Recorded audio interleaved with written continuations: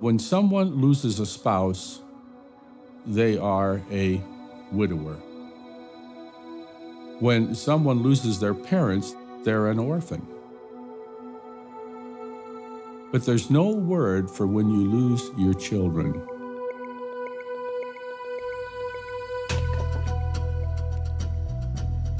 In 1948, I was born in Brainerd, Minnesota. We never had a Bible in our house. I asked my dad one time about God, and he said, well, God knows everything. End of lesson. My dad had hardening of the arteries.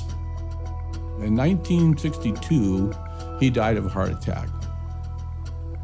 I just turned 13, and my parents were so close that my mother, who had colon cancer, she gave up the will to live. So in February the next year, she died.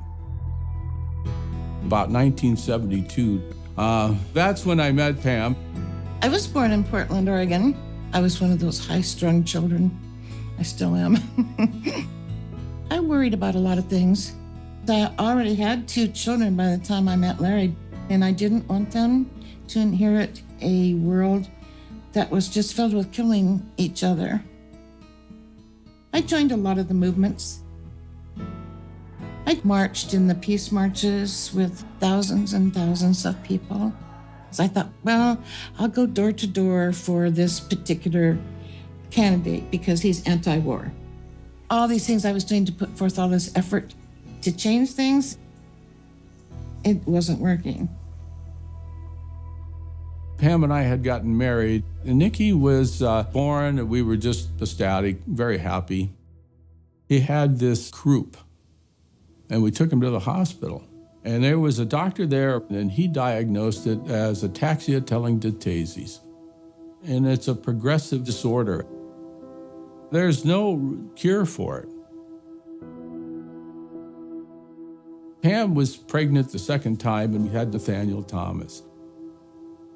And he too had this condition of ataxia. I cried. I cried and cried. I cried my eyes out during that time. Oh, hi. So the witnesses found me, and they just kept calling and talking to me and being so kind to me. When we studied that, Jesus talked about the little sparrow even is important to him and how much more important a human is. So that meant a lot to me. After Pam was baptized, I could see changes, that this was good for the family. Once we were in the congregation, everybody loved them, and all the friends were wonderful. She told me that I could study with any brother in the hall that I wanted. Just go ask them. So I did. That helped me to be a better father and to be a better husband. 1986, October of that year, our oldest boy, Nicky, he fell asleep in death. He was 13 when he died. Our youngest boy, Nate, was 16 when he died. Debbie, she had melanoma and it had gone into her brain, and she had brain tumors.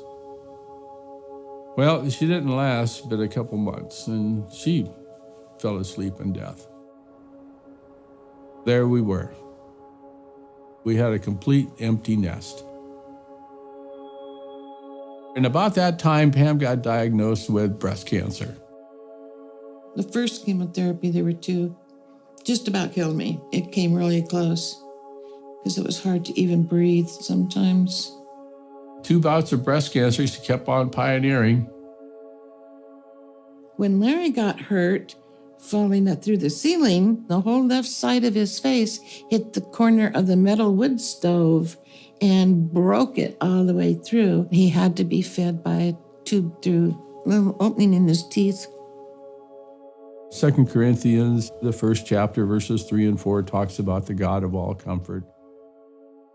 It's easy to be comfortable when everything's going well.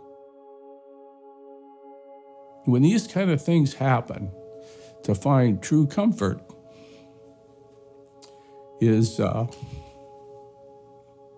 within Jehovah's organization.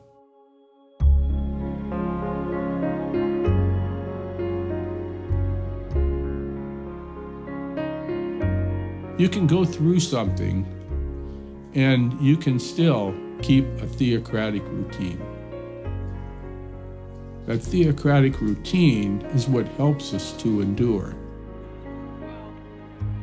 We knew that we would like to end this system of things as pioneers. Larry and I are out in service together almost every single day. We found that pioneering together and having Bible studies together is very powerful. We've helped on a regional building project together. It's a wonderful spiritual time. You don't rely on yourself.